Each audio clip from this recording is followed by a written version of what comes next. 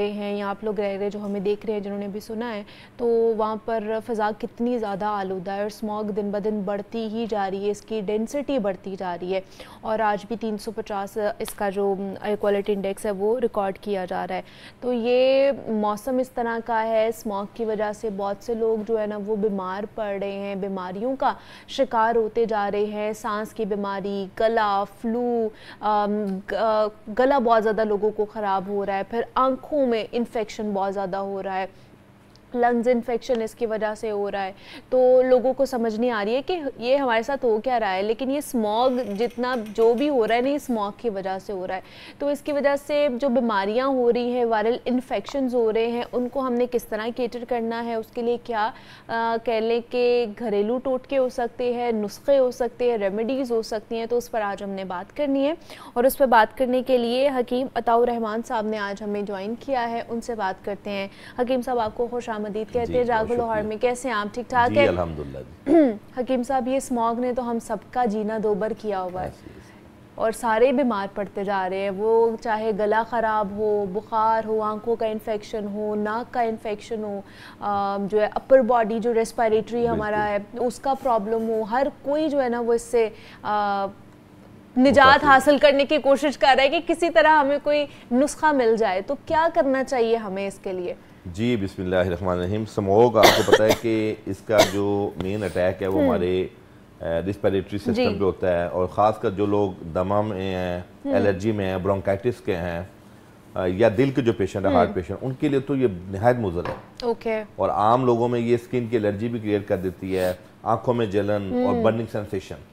तो अल्हम्दुलिल्लाह देखें, जो प्रिकॉशंस हैं उसमें तो जो हमें गवर्नमेंट लेवल पे होनी है या जो हमारी अपनी सतह पे होनी है, जो बाकियात वगैरह जलाने के मामलात हैं, दरख्तों का जो कटाई है या जो धुआं शुआं है, हमें उससे अवॉइड होना है। सही है। मेन चीज़ है कि हमने इन दिनों जिन दिनों इसका इंडेक्स बहुत ज़्यादा हाई हो तो मास्क का इस्तेमाल करना है। सही है। और दिन में तकरीबन 5-7 बार 8 बार अपनी आंखों को ठंडे पानी से धोना है।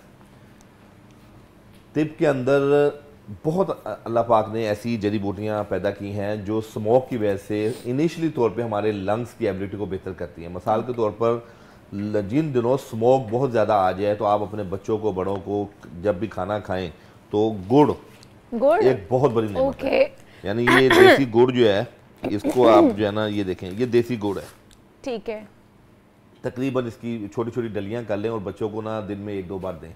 अच्छा। तो स्मोक की वजह से गला खराब होना, चेस्ट में इन्फेक्शन होना, ये उसको संभाल लेगा। अच्छा, सिर्फ गुड़ खा लें? सिर्फ गुड़ खा लेने से अल्लाह पाक ने इस गुड़ के अंदर बड़ी शिफा भी रखी है और बड़ी कीमती चीज है। और ये हमें देसी गुड़ चाहिए, वो दूसरे वाला नहीं चाहिए? नहीं, वो जो रंग कार्ड वाला होता है उससे मजीद गला खराब होता है और वो सिर्फ जायके की हद तक या देखने की हद तक तो खूबसूरत है कि वो बड़ा वाइट है, वो इसलिए लोग ले लेते हैं ना। वो बस लोग शफाफियत को देखते हैं लेकिन एफिकेसी को नहीं देखते। इसमें दर हकीकत एफिकेसी। तो इसकी पहचान कैसे कर सकते हैं देसी की? देखें, देसी ये पहचान ऐसी है कि जायका इसका थोड़ा बहुत डिफरेंट होता है। अच्छा। और इसमें कुछ लोग बादाम वगैरह और मुख्तलिफ मगज़े वो भी मिला देते हैं, ड्राई फ्रूट वगैरह भी। लेकिन ये कि जो वाइट गुड़ होगा, सिंथेटिक जो बना होगा, वो जैसे ही आप खाएंगे तो आपके गले में खराश शुरू हो जाएगी। ओके। और आपको खाने के बाद ना एक तलखी होगी। ये गुड़ आप अगर थोड़ा ज्यादा भी खा लेंगे ना तो आपको फर्क महसूस होगी। अच्छा। मेन इसका ये यहीं से आप पहचान लेंगे कि गुड़ किस किस्म का है। जैसे शहद है, ठीक है, जो फार्मी शहद या जो जाली शहद होते हैं वो आप खाएं तो आपकी 1 से 2 चम्मच खाना मुश्किल है। खाली शहद का आपका दिल करेगा मैं 2-3 चम्मच भी ले लूँ।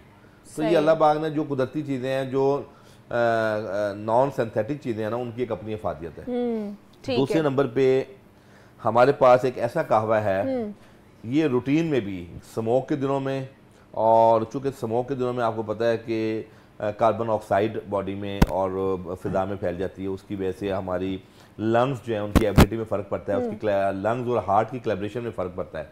तो जो एस्थमेटिक इशूज़ व मामलात है उसके अंदर 3 चीज़ें हैं तिब के अंदर। अब्रेशम, ये इसको अब्रेशम कहते हैं, और इसके अंदर से कीड़ा निकलता है। ये हमने काट के ना, ये देखें, इसके पीसेस को काटा हुआ है, खाली खोल है इसका ऊपर वाला। ओके। ये 2 या 3 खोल ले लें, ठीक है, 1.5 कप पानी में अब्रेशम के। दूसरे नंबर पे गुले गाउजबान के फूल हैं, ठीक है, ये तकरीबन ½ टीस्पून ले लें, ½ टीस्पून, और ½ टीस्पून ये गाओ जुबान जो पत्ते इसके होते हैं, उसके जो ये गाओ जुबान है। अच्छा, हमें उसके पत्ते भी चाहिए और फूल भी चाहिए। पत्ते भी चाहिए, फूल भी चाहिए और रेशम, ये तीनों चीजों को हमवदन लेके 1.5 कप पानी में आप इसको पका लें और 4-5 मिनट इसको हल्के आंच पे पकाएं। उसके बाद आपने हस्बे जायका इसमें शक्कर डाल लेनी है या शहद मिलाना मिला लेने, तो वैसे भी ये पी सकते हैं। आप इमेजिन करें जिन लोगों को सफोकेशन है, घुटन है या जिनका सांस बहुत फूलता है, इवन ये रूटीन में भी जो एस्थमा के पेशेंट है, अच्छा, उनके लिए नेमत खुदावंदी है। यानी उनका इनहेलर तक छूट जाता है इससे। वाकई इतना जबरदस्त कावा है कि इसकी ये उस जब बंदा एस्थमा का पेशेंट इस्तेमाल करेगा तो वो दुआएं देगा कि अल्लाह पाक ने मुझे किस नेमत से नवाज दिया। ये कुदरती अल्लाह पाक की नेमतें हैं। इन तीनों चीजें से जो हमारे रिसेप्टर हैं वो खुलते हैं, हमारे ब्रोंकाइट्स जो हैं वो खुलते हैं, और लंग्स के अंदर जितना इंजमाद होता है, जितना टॉक्सिन होता है, इवन लंग्स के अंदर जो पानी भी रुका हो तो वो उसको अब्सॉर्ब कर लेगा। क्या बात है कि इतना ताकतवर और इतना मैजिकल जो है ना ये कहवा है। तो ये कब पी सकते हैं और दिन में कितनी दफा पी सकते हैं? ये दिन में 2 बार पी सकते हैं, बेड टाइम और रूटीन में भी। आप पूरा दिन, जाहिर बात हम लोग बाहर होते हैं, खाने पीने में बेहतियाती होती है, गर्दो गुबार होता है, और बेखसूस जो लोग सिगरेट पीते हैं, ठीक है, उनके लिए लंग्स की सलाहियत, लंग्स को बेहतर करना बहुत कंपलसरी है। तो ये रात को डेली आप ये तमाम कावा बना के खुद भी पिए, बच्चों को भी पिलाएं और बुजुर्गों को भी दें। ठीक है, देखिए स्मोक का जो अटैक है वो ज्यादा बच्चों पे होता है या बुजुर्गों पे होता है। तो पूरा घर ये कावा पिए। तो आपको मजे की एक बात बताऊं कि उम्र जो दराज है जिन कंट्रीज में, वो उनमें लंग्स की रेशो बेहतर होती है। हमारे फेफड़े जब कमजोर होते हैं तो हमारी उम्रें कम हो जाती हैं, और हमारी जो खुराक गजाएं जो हमारी उन चीज़ों को मुतासर करती हैं। आप देखें हमारी एवरेज औसतन उम्र 70-75 साल होती थी, आज लोग 45-50 पे हम लोग आ चुके हैं। तो क्या वजह है? ये माहौलियाती तब्दीलियां हैं, गजाई तब्दीलियां हैं और स्ट्रेस लेवल है। तो ये कहवा बेहतरीन उनके लिए है। स्मोक के दिनों में तो फायदा है ही है, पर वैसे भी पी सकते हैं, एस्थमा में बहुत फायदा। ठीक है। अच्छा, दूसरा, बहुत से लोगों को जैसे बलगम भी हो जाती है ना, उनके लिए भी ये कहवा ठीक है या कोई और कहवा पीना चाहिए उन्हें? लोगों को प्रोडक्टिव कफ है, यानी कि बलगमी खांसी है, या जिनको स्पूटम बहुत बनता है, केरा टाइप, उनके लिए भी बेहतरीन चीज है। चूंकि ये बेसिकली लंग्स के अंदर जो प्रोडक्शन है सिक्रीशंस की, उसको भी रोकता है, रतूबात की, और जो मौजूद होती है एज ए एक्सपेक्टेड उसको निकालता भी है, यानी तनकिया करता है। तो ये उन लोगों के लिए बहुत अच्छा है कहवा, जो आप पी सकते हैं। दिन में 2 दफा पी सकते हैं, आप बड़े भी पी सकते हैं, सारे पी सकते हैं, इसका कोई नुकसान नहीं है, आपको इसका फायदा ही होगा। ठीक है। इसके अलावा जैसे हमने बात की कि गला खराब हो जाता है, उसके लिए क्या बेहतरीन नुस्खा है? क्योंकि आजकल हम लोग सारे ही इसका शिकार हुए हैं। जी बिल्कुल। अच्छा, गला खराब में 4 चीजें हैं हमारे पास मौजूद हैं। हल्दी हर घर में मौजूद होती है। ठीक है, हल्दी इसको आप ले लें 1 छटांग।